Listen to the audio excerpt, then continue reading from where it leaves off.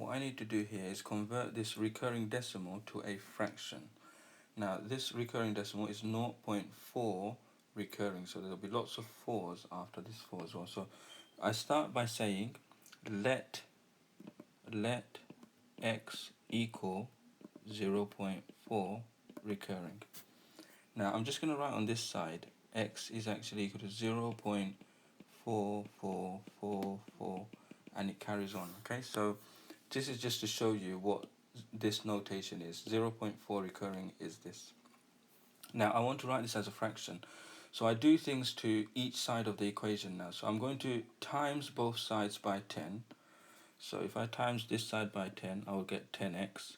And if I times the other side by 10, this 4 will come over, but then I'll still have lots of 4's here. So I will have 4.4 recurring.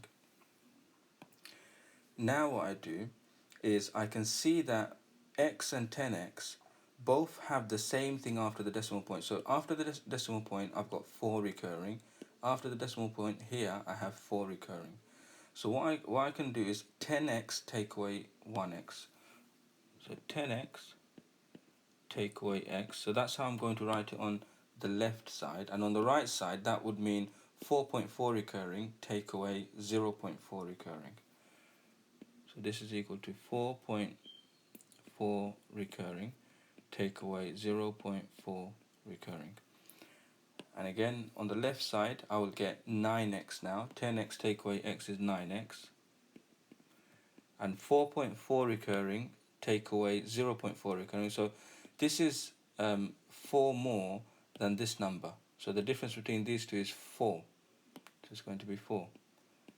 Or you can think of it like all this thing after the decimal point, this 4 recurring, will be cancelled out because I'm taking away 0.4 recurring. Now I have a nice equation, 9x equals 4. So if I divide both sides by 9, I get x equals 4 over 9.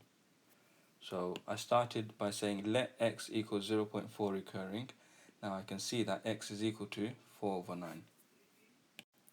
Here's another example. This time I have to convert 0.27 recurring into a fraction. Now this is 0.27272727, and it carries on like that. And again, I'm going to start the same way. I'm going to say let x equal 0.27 recurring, and on this side I'm just going to show you what this is. 0.27272727, and it carries on like that.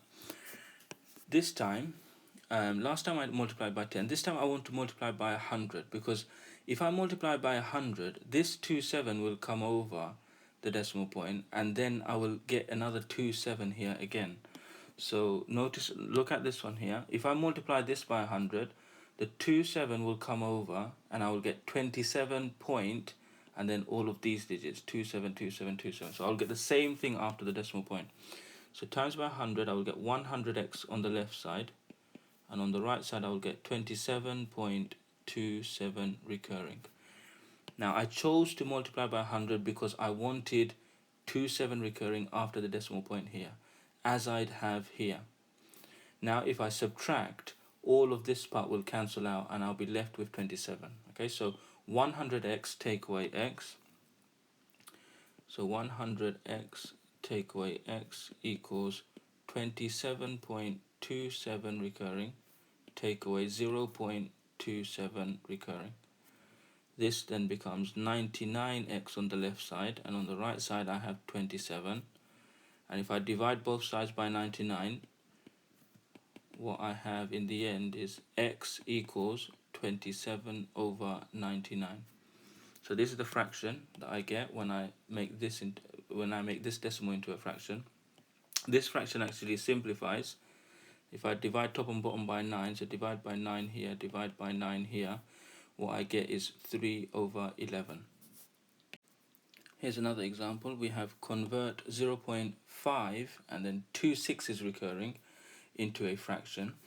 Now this one's going to be slightly harder, and you'll see why. So let's start the same way we started the other ones. Let x equal 0.526 recurring. So the 2 and the 6 are recurring, but the 5 is not recurring. So again, I'm going to write it here. X equals 0.526262626, and it carries on like this. Okay, so notice that there's a 5 here that doesn't recur, and then 2, 6, this keeps coming up afterwards. Okay, so here if I multiply by 10, on the left side I will get 10x, on the right side I will get 5.26 recurring. Now notice how after the decimal point I've got 26 recurring here, and after the decimal point I actually have something different. I have 5 and then 26 recurring. What I want is, I want these to be the same. So I want to have another number. Again, I'm going to multiply the x by 10, 100, 1,000, a number like that, so that after the decimal point I get 26 recurring. The reason for that is when I take away, all of that will cancel out. So I can see if I multiply by 1,000, the 526 will come over the decimal point, and then after this 6 it's going to be 26, 26, 26 like that. So that'll be fine. So let's use that one. 1000x equals 526.26 recurring. Now if I use these two, you can see after the decimal point I've got 26 recurring, after the decimal point I've got 26 recurring, so I can subtract these.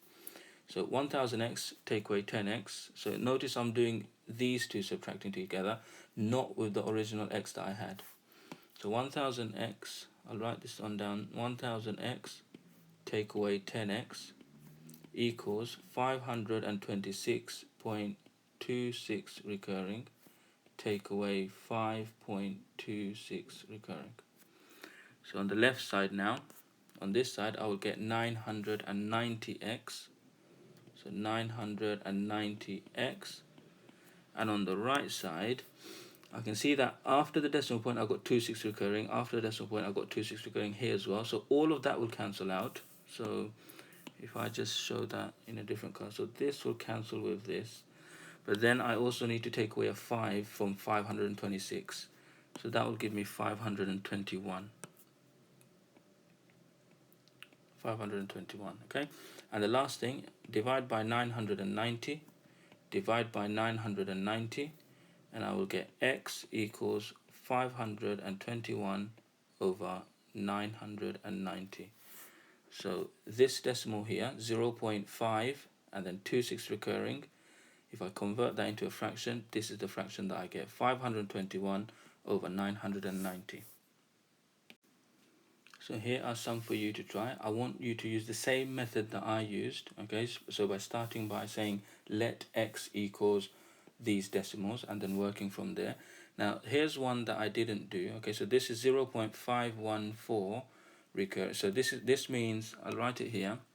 So this is actually the same as 0.514 and then 514, 514, 514. Okay, I did a slightly different one. The one I did looked more like this one. You might notice something strange about this one. Okay, so do this one and see what you get.